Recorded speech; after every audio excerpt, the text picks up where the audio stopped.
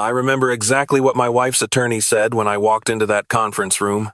He looked at me from across the long mahogany table, took in my off-the-rack blazer from Target, the one I'd paid $18 for at the clearance rack, and he actually smiled. Not a polite smile. The kind of smile a man gives when he's already decided he's won. "Mr. Mercer," he said, setting down his pen like he had all the time in the world. "I want to make sure we're all being realistic today about your situation. My wife of 31 years, didn't even look at me. She was sitting beside her attorney in a cream-colored silk blouse I didn't recognize. Her reading glasses pushed up on her head, flipping through a stack of documents like I was a contractor who'd come to discuss repainting the guest room. Her partner, the man she'd been seeing for the better part of 2 years, was seated in the waiting area just outside the glass door. I could see him through it. He was checking his watch. I sat down, folded my hands on the table, and said nothing. What none of them knew, what I had spent 14 months making sure none of them would know until exactly the right moment, was that I had already given the IRS everything they needed. Every transfer, every shell company, every offshore account with a name that wasn't hers but held money that absolutely was. I had prepared a 112-page forensic accounting report, cross-referenced against 6 years of tax returns, 3 corporate filings, and wire transfer records that her attorneys had no idea I'd obtained legally through a process they'd never thought to protect against. I sat in that $18 blazer and I waited. But I should start at the beginning, because the beginning matters. It always does. My name is Daniel Mercer. I'm 63 years old. I spent 34 years as a licensed CPA and forensic accountant, the last 18 of them as a senior partner at a regional firm in Charlotte, North Carolina. I am not a flashy man. I drive a 2017 Camry. I eat lunch at my desk most days. I prefer college basketball to the opera, and I have never in my life spent more than $40 on a shirt. My wife knew all of this when she married me. She said she loved it. She called me steady. She called me the most reliable man she'd ever met. I think at some point, steady stopped being a compliment. We met in 1992 at a mutual friend's cookout in Raleigh. She was 26, just finishing her MBA, laughing at something across the yard when I first saw her. I stood there with a paper plate in my hand, thinking I had never in my life seen anyone so completely at ease with themselves. We talked for 4 hours. I drove her home. 3 years later, we were married in a small ceremony in her parents' backyard, and I genuinely thought that I understood what my life was going to be. Our daughter was born in 1997. Our son came 2 years after. We built something real in that house in Charlotte. School plays and Saturday morning pancakes and the particular exhaustion of 2 working parents trying to hold everything together. It wasn't glamorous, but it was ours. My wife spent 15 years building her marketing consultancy from the ground up. I was proud of her. I told her that constantly. When she landed her first major corporate client in 2010, I took her to the nicest restaurant in the city and I cried a little at the table, which she teased me about for years. I didn't mind. I meant it. Somewhere around 2019, something shifted. She started traveling more. That part made sense. Her firm had grown. She had clients in Atlanta and Nashville, and increasingly in New York. I didn't track her schedule the way a suspicious husband might. I trusted her. That was the foundation of 30 years together, and I saw no reason to examine it. But I'm an accountant. Patterns are what I do. And slowly, the patterns stopped adding up. The first thing I noticed was the expenses. Not because I was monitoring her, we kept joint accounts alongside our personal ones, standard practice, but because I had always handled the taxes. In the spring of 2020, preparing our returns, I found a series of charges I didn't recognize. Dinners in cities on dates. I knew she'd been traveling, yes, but at restaurants with $200 a plate minimums. Hotel upgrades. A weekend in Asheville that she'd told me was a client retreat. I didn't say anything. I told myself there were explanations. I was not ready to say the words, not even to myself. The second thing I noticed was the name. It appeared first in an email she'd left open on the shared laptop, a thread about a new partnership agreement. His name was Griffin Cole. He was the managing partner of a commercial real estate development group based in Atlanta. They'd met at a conference in 2018. By the time I was reading that email, they had apparently been in close communication for nearly 2 years. I closed the laptop and went for a walk. I walked for an hour and a half. I didn't cry. I felt something quieter than sadness and deeper than anger, a kind of cold settling, like a door closing somewhere in my chest. When I came back inside, I made dinner. I set the table. I waited for her to come home. I did not confront her, because I had spent 34 years in forensic accounting, and I understood one thing above everything else. You do not reveal what you know until you have everything, every document, every record, every thread pulled all the way to the end. So I waited, and I watched, and I started building the file. It took me 4 months to understand the full shape of what she had done. It started with the affair, which by late 2020 had apparently become something more than casual. Griffin Cole was not a man who did things casually. He was 51, twice divorced, the kind of man who wore his wealth the way other men wear cologne constantly and in every room. He had a place in Buckhead, a house on Lake Norman, and what I would eventually determine was a network of 14 LLCs spread across 4 states, 6 of which had been created in the 18 months since he and my wife began their relationship. 3 of those 6 LLCs had my wife listed as a silent partner. I found this through public filings. Anyone could have found it. No one thought to look because no one knew to look. Except me. Our marital assets included her firm, which by 2020 was generating roughly $2.3 million in annual revenue. What I discovered, slowly and methodically, was that approximately $780,000 of that revenue was being moved each year through a service agreement with one of Griffin's LLCs, ostensibly for strategic consulting. The LLC then transferred the funds, minus a small processing fee, into accounts that were not reflected anywhere in our joint financial picture. She was hiding money. Not dramatically, not obviously, with the quiet, practiced patience of someone who had either learned from a professional or become one. It took me 11 months to document everything. I want to be honest about what those 11 months were like. I went to work. I came home. I sat at dinner with my wife and talked about our grandchildren. Our daughter had given us 2 by then, and the news, and whether the back deck needed resealing before winter. I slept in the same bed. I watched her phone light up sometimes at night. I said nothing. People ask me how I managed it. I tell them I'm an accountant. We live inside spreadsheets. We are accustomed to looking at a number that doesn't belong and simply noting it, filing it, and moving on to the next row. The truth is harder than that.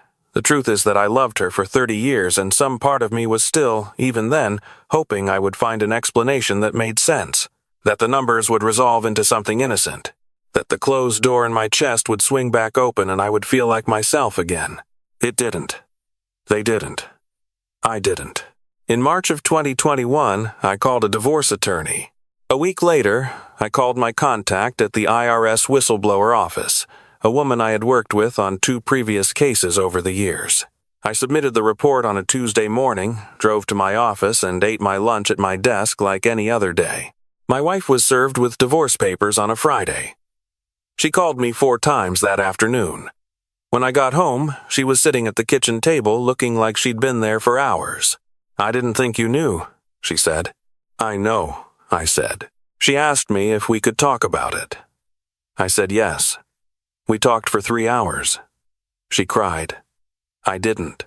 She told me about Griffin, about feeling invisible for years, about a marriage that had become a routine she no longer recognized herself inside. Some of what she said was true. I had not been perfect. No one is. I had worked too much and listened too little, and there were years when I had taken everything steady and reliable about us and mistaken it for permanent. But none of that explained the money. And when I tried to raise it, she looked away. "I need you to understand," she said carefully, "that those business arrangements are complicated." "I'm sure they are," I said. She retained 2 attorneys. Griffin retained 3. They clearly believed that complexity and expense would be sufficient, that I would see the wall of legal resources across the table and calculate my odds and reach for a settlement.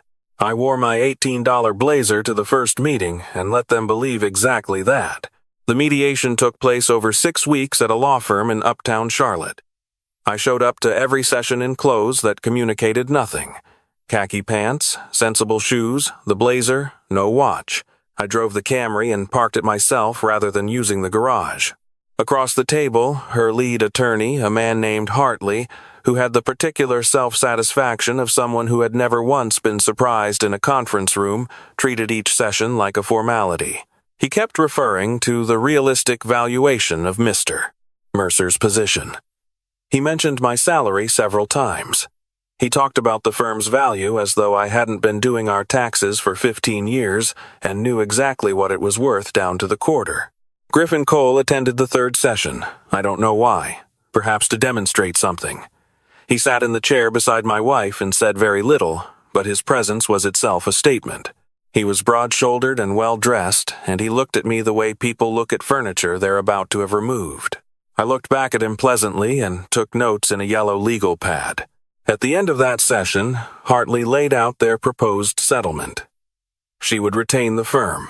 The house would be sold and proceeds split, though with various adjustments that resulted in her receiving roughly 65%. My pension would remain mine. He described this arrangement as fair, given the respective contributions and current financial positions of both parties. I asked one question. Would you be able to provide a full accounting of the firm's revenue and transfer activity over the past 4 years? Hartley smiled the smile again. Mr. Mercer, I don't think that level of detail is necessary at this stage. Understood, I said, and wrote something on my legal pad. What I wrote was the date. I was recording my notes. That exchange was now on record. The final session was scheduled for a Thursday in November. It was supposed to be where I either accepted or rejected their settlement proposal, after which we would proceed to litigation if needed. Hartley had made clear in every previous session that litigation would be costly, time-consuming, and, in his estimation, unlikely to change the outcome meaningfully. My daughter drove up from Raleigh the night before. She sat with me at the kitchen table, the same table where her mother and I had talked in March, and she said, "Dad, you seem calm." "I am calm," I said. "That worries me more than if you seemed upset." I smiled at her. I told her I loved her. I told her that whatever happened, the numbers would tell the truth. That they always do. She looked at me like she wasn't entirely sure what that meant, but she squeezed my hand and said she'd be there when I got home. I arrived at the law firm at 8:45 that morning, 15 minutes early. The receptionist offered me coffee. I took it. I sat in the waiting area in my blazer with my yellow legal pad and my briefcase, and I looked, I am certain, like exactly the kind of man who was about to accept a settlement he couldn't afford to fight. Hartley arrived at 8:58. He shook my hand. "Ready to wrap this up, Mr. Mercer?" "I believe so," I said. The conference room was full. My wife was there, and Hartley, and his associate, and a junior paralegal. Griffin Cole was in the waiting area again. I could see him through the glass. They handed me the settlement documents, 43 pages. I set them on the table without opening them. Hartley raised an eyebrow. "Have you reviewed these?" "I have," I said. "I have some concerns about the firm valuation." He leaned back slightly. The valuation was conducted by an independent appraiser. It was, said. However, the appraiser based the valuation on reported revenue. I have reason to believe the reported revenue doesn't reflect the firm's actual performance. My wife's jaw tightened. It was the first time she'd fully looked at me all morning. "That's a significant allegation," Hartley said. "It's a documented one," I said. I opened my briefcase and removed a bound copy of the report. 112 pages. I placed it on the table. Then I placed 3 more copies beside it. "What is this?" Hartley asked. "A forensic accounting analysis of 6 years of the firm's financials, cross-referenced against corporate filings in Georgia, Tennessee, North Carolina, and Delaware, wire transfer records obtained through legal channels, and the service agreements between my wife's firm and 6 LLCs associated with Griffin Cole. The room was very quiet. The short version, I said, is that approximately $4.2 million was moved out of our marital asset pool over a 4-year period through what appear to be fictitious consulting agreements. I filed a detailed report with the IRS whistleblower office 8 months ago. I was notified 2 weeks ago that an examination had been formally opened. My wife said my name, just my name, very quietly. The examination is not contingent on this divorce proceeding, I continued. It will move forward regardless of what we decide in this room today. However, I thought it was relevant to the question of the firm's actual value. Hartley looked at his associate. His associate looked at the report. Neither of them touched it. The door opened. I had not planned for this part. I want to be clear about that. What happened next was not something I orchestrated. The IRS does not coordinate their activities with divorcing spouses for dramatic effect. The timing was, as far as I can tell, entirely coincidental. But a man in a dark suit appeared in the doorway, identified himself as a special agent with IRS criminal investigation, and asked whether Griffin Cole was present. The receptionist, visible behind him through the glass, pointed toward the waiting area. Griffin Cole stood up slowly from his chair. He looked through the glass at my wife. She did not look back. The agent asked Griffin to come with him. 2 more individuals appeared in the hallway. Griffin asked if he needed his attorney. The agent said that would be advisable. The glass door closed. My wife put her face in her hands. Hartley very carefully picked up the bound report and began reading the first page. I finished my coffee. It had gone lukewarm, but it was still good. The divorce was finalized 7 months later. The settlement was renegotiated entirely. The firm's value was assessed using corrected figures. My share of the marital assets reflected the full picture. I won't go into the specific numbers, they are private, but I will say that my daughter stopped worrying about my retirement fund, which had been one of her concerns going into that final session. My wife and I did not speak much during those 7 months beyond what was required. On the day we signed the final documents, she looked older than I remembered, and tired in a way that had nothing to do with sleep. I don't feel satisfaction about that. I want to be honest about it. I had loved her for 31 years, and some part of that does not simply turn off because the paperwork is complete. What I felt, mostly, was a kind of exhausted clarity, like a long calculation that had finally balanced. Griffin Cole's situation was separate from mine, and I am not the right person to summarize it. I will only say that the IRS takes a substantial interest in $4 million of unreported income, and that the process of addressing that interest is neither quick nor inexpensive. I called my son the night the divorce was final. He lives in Portland now, works in software, calls me every Sunday. He asked how I was doing. I told him I was fine, which was mostly true. He asked if I wanted him to fly out. I said not yet, but maybe for Thanksgiving. He said, of course. He said he was proud of me, which surprised me enough that I didn't answer for a moment. For what? I asked. For not being angry, he said. For just handling it the right way. I thought about that for a long time after we hung up. I'm not sure I handled it the right way because I'm a particularly good person. I handled it the right way because I am an accountant, and I believe, in a way that goes all the way down to the floor of who I am, that the numbers will tell the truth if you let them. That patience is not weakness. That silence at the right moment is not the same as acceptance. That walking into a room looking like the least powerful person there is, sometimes the most accurate way to prepare for what comes next. My daughter came to stay for the weekend after everything was finalized. We sat on the back deck. I had gotten around to resealing it in the fall, and she brought her 2 kids, who are 4 and 6 and have no interest whatsoever in divorce proceedings or forensic accounting. The 4-year-old spent most of the afternoon trying to teach me a clapping game she'd invented. I was not a good student. She was very patient with me about it. At some point, my daughter said, "Are you going to be okay, Dad? Like, really okay?" I watched my grandchildren in the yard. The late afternoon light was doing something nice to the trees. I think so, I said. I've done harder calculations than this one. She laughed. It was the first time in months I'd heard her laugh without any worry in it. I want to say something for anyone reading this who might be in the middle of something similar. Not the fraud part that's specific to my particular situation, but the part where you're sitting across from someone who has decided you don't matter. Who has looked at your quiet life, your steady habits, your $18 blazer, and concluded that you are not a serious threat? Let them. The most useful thing I ever learned in 34 years of forensic accounting is that people reveal everything in their paperwork. Every lie has a corresponding number somewhere. Every cover story has a transfer record behind it. The truth is always there. It just requires the patience to find it and the discipline not to show your hand before you're ready. I never once, in 14 months of building that file, let myself get angry enough to act before I was prepared. Not at the dinner table, not at the mediation sessions, not when I sat across from Hartley and his well-pressed suits and his certainty.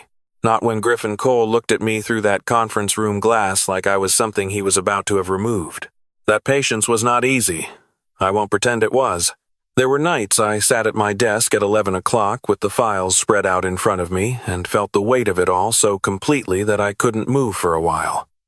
The marriage I'd thought I had, the woman I'd thought I knew. 31 years of a life I'd believed was real, running alongside a version I'd never been allowed to see. But I kept going. Row by row, file by file, page by page. Because that's what you do when the numbers don't add up. You don't react. You don't assume. You gather every piece of data until the picture is complete, and then you let the picture speak for itself. I drove home from the law firm that Thursday in November in my 2017 Camry, stopped at the grocery store on the way, and made pasta for dinner. My daughter was waiting at the house. She asked how it went. I told her the numbers had come out even. She looked at me for a long moment, and then she said, "Dad, what does that mean?" "It means I think we're going to be fine," I said. And we were. We are. The deck holds. The light in the afternoons is still good. The 4-year-old is teaching me a new clapping game, and I am still, apparently, a poor student. But I am learning, slowly, steadily, the way I have always done everything. That has always been enough.